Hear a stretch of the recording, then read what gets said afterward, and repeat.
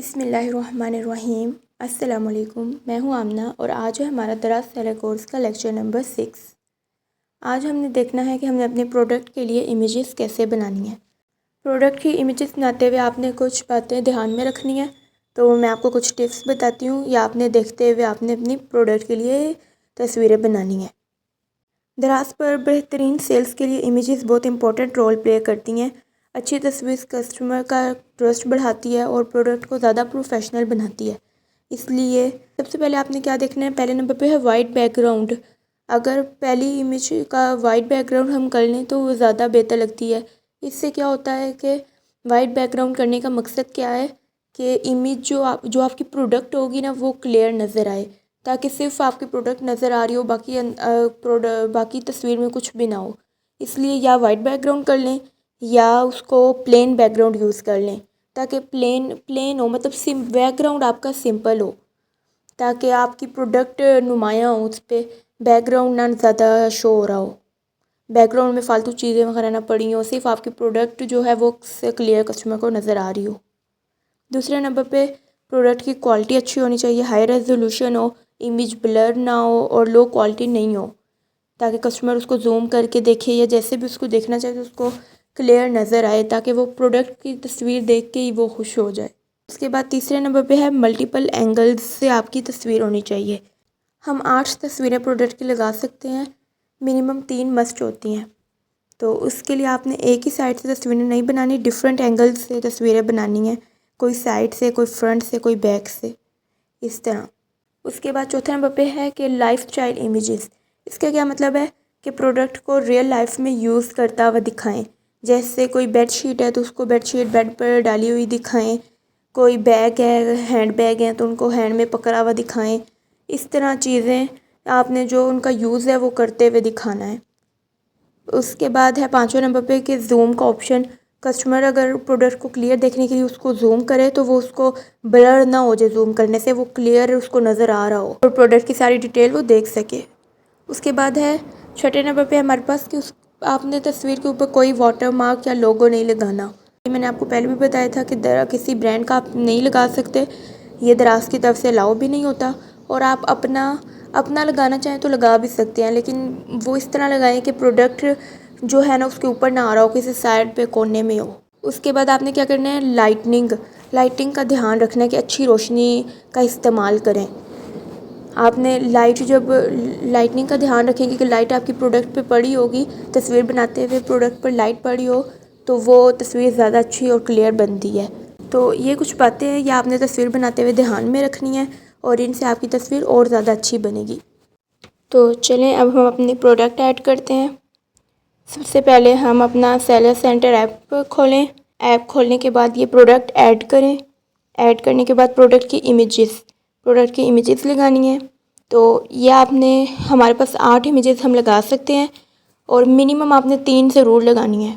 तो 3 आपने ज़रूर लगानी है और आप 8 तक लगा सकते हैं। मैंने अपनी 4 लगाई हैं। कंफर्म करने के बाद ये यहाँ अपलोड हो जाएंगी। अगर यहाँ पे रीट्राई आ जाए तो उसका मतलब होगा कि आपके सिग्नल लो हैं, इसलिए रीट्राई आएगा। तो ये आपने सिग्नल चेक कर लेने हैं। अब टाइटल में हम प्रोडक्ट का नेम लिखते हैं। आप अपने प्रोडक्ट का नेम लिख लें।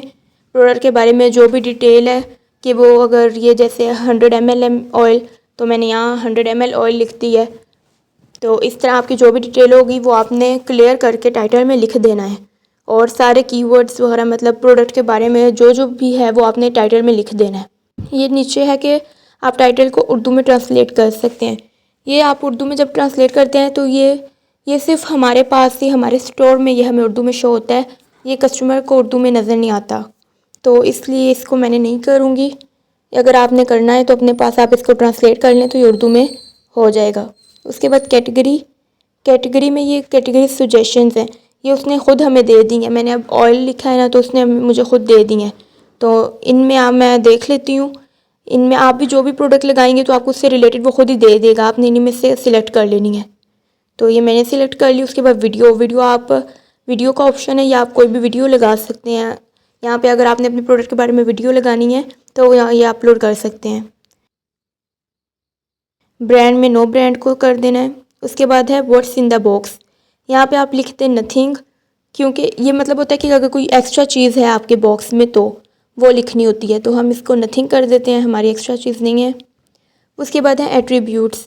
एट्रीब्यूट्स के बारे में मैं आपको बताऊं कि ये हर प्रोडक्ट के डिफरेंट होते हैं।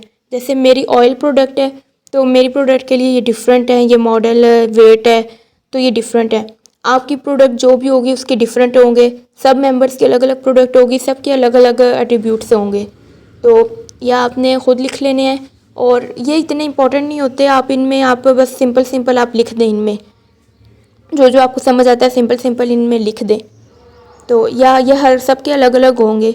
अगर आपको फिर भी इनमें कोई मसला हो तो वो आप मेरे से पूछ लें और ये देख लें अपनी अपनी प्रोडक्ट के हिसाब से। फिर ये सेव कर देने हैं।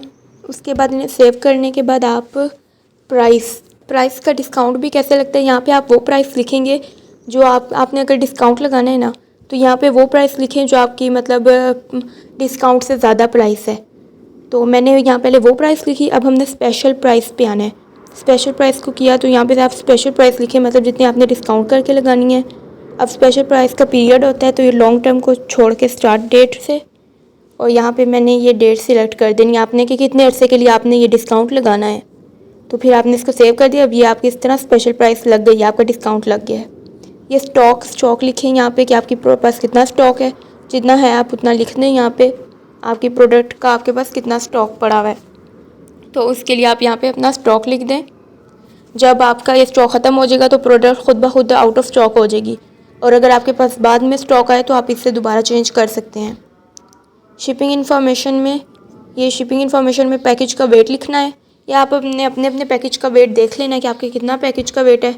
मैं इसको ग्राम में करूँगी और मेरा 200 ग्राम तक ही बनेगा, तो इसलिए मैंने 200 ग्राम लिख दिया है। उसके बाद है ये पैकेज डायमेंशंस। ये देखें, ये जैसे ये बॉक्स है ना, तो ये इसकी विड्थ है, ये हाइट है, ये लेंथ है, ये इसके ऊपर आ रहा है, आप देख लें। तो ये इस तरह इसकी ये तीनों चीज़ें लिखनी है। अगर आपकी पैकिंग बॉक्स में है तो आप इस तरह बॉक्स की ये मेजर करके लिखेंगे। और अगर आपकी फ्लायर है, ज़्यादा लोग फ्लायर यूज़ करते हैं, मैं भी फ्लायर यूज़ करती हूँ, तो मैं अपने फ्लायर की लिखती हूँ। तो आपका फ्लायर का जो साइज़ होगा आप उसको मेजर करेंगे कि उसकी हाइट कितनी है, लेंथ कितनी है, और फिर वो आप यहाँ पे लिखेंगे। तो ये मैं अपने फ्लायर की लिख रही हूँ, मेरा इतना होता है साइज़, तो इसलिए। उसके बाद अब देखें, ये हमने वेट लिखा ना मैंने 200 ग्राम, तो ये स्टैंडर्ड डिलीवरी यहाँ पे आ गई कि कस्टमर को कितनी लगेगी, कितने चार्ज होगा। तो ये 160 से लेकर 250 तक आ रहा है। तो ये मेरी डीसी इतनी होगी। आप भी जो भी वेट लिखेंगी उसके बाद यहाँ पे आके शो हो जाएगा कि आपकी डीसी इतनी लगेगी। या आप देख लेना, चेक कर लेना कि ज़्यादा डीसी तो नहीं लग रही। अगर बहुत ज़्यादा लग रही हो तो अपना वेट थोड़ा कम कर लें। उसके बाद है डेंजरस गुड्स। इसमें आपने देखना है डेंजरस गुड्स में कि आपकी कोई चीज़ लिक्विड टाइप या नहीं है, कोई बैटरी वगैरह। तो इसमें लिखा हुआ है बैटरी फ्लेमेबल या लिक्विड, तो मेरी लिक्विड है तो इसलिए मैं लिक्विड को सिलेक्ट कर रही हूँ। अगर आपकी नहीं है तो आपने नन को ही कर देना है। तो उसके बाद इसको हम सेव करेंगे। उसके बाद आ जाते हैं वारंटी इन्फॉर्मेशन पर। वारंटी आपने हमेशा नो ही कर देनी है, नो वारंटी। ये सेव करें। उसके बाद डिस्क्रिप्शन आपने कैसे लिखना है ये मैं आपको तरीका बताती हूँ। अब आप अपने प्रोडक्ट का ख़ुद भी डिस्क्रिप्शन लिख सकते हैं। आपने चैट जीपीटी के पास आना है।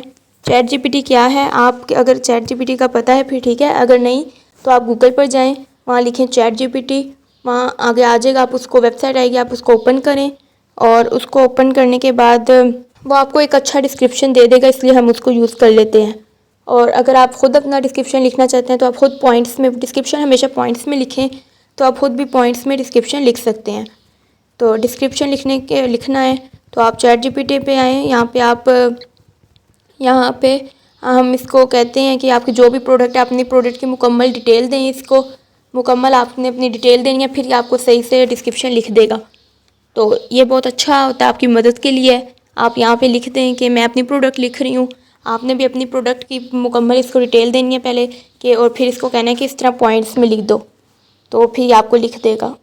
फिर इसको आपने यहाँ से कॉपी करना है।